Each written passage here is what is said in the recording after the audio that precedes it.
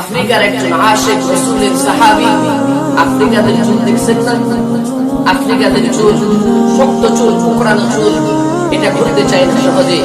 আল্লাহ রাসূলের সাহাবী, আফ্রিকান সাহাবী দেখছে যে আল্লাহর রাসূল সাল্লাল্লাহু আলাইহি ওয়াসাল্লাম তার মাথার মাঝখানে সীতা করতেন। রাসূলের বাবরি ছিল তো, রাসূল দুই দিকে চিরওয়ালি করে মাঝখানে কি করতেন? মেথি করতেন। সাহাবী দেখছে, মনের ভিতরে বড় কষ্ট। আরে আমার মাথাটা কেন রাসূলের মাথার মতো হয় না? আমার চুলটা কেন রাসূলের চুলের মতো হয় না? আমি কেন আমার মাথাটাকে রাসূলের মাথার মতো বানাইতে পারি না? পেরেশান হয়ে গেছেন, চিন্তিত হয়ে গেছেন। বারবার গোসল করে করে কি আয়না লাগায়, চিরুনি লাগায়, মাথার মধ্যে চিরুনি লাগায়, খালি শুধুমাত্র মাঝখানে সিদ্ধি করার জন্য, রাসূলের সুন্নাত আঁকড়ায় ধরার জন্য।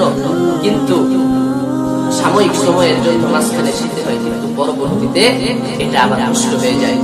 তো রাসূলের আশিক আফ্রিকান সাহাবী একদিন উত্তপ্ত আগুনের মধ্যে একটা লোহা নিয়ে গিয়ে দিছি।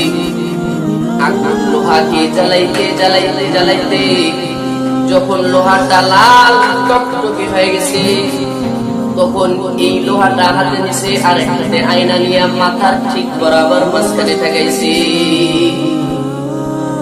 এবার রাসূলের আশিকের মাথার মাঝখানে চুল উড়ে ছাই হয়ে চলে গেছে, মাঝখান ফাঁকা হয়ে গেছে। সাথীরা ডাক দিয়ে কয়, কি করলি? এটা পাগলামি, তোর কষ্ট লাগে না? ডাক দিয়ে কই, দোস্ত কষ্ট তো লাগে না, এটা ঠিক, আমিও মানি কষ্ট আমি পাই,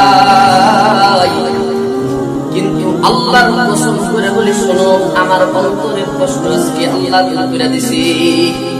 এখন আমার মাথাটাও আমার রাসূলের মাথার মতো। এরকম কবি ডাক দিয়ে বলতেছে, মাশুকু সে কিয়া মজা হ্যায়, আশিকু সে পুছো,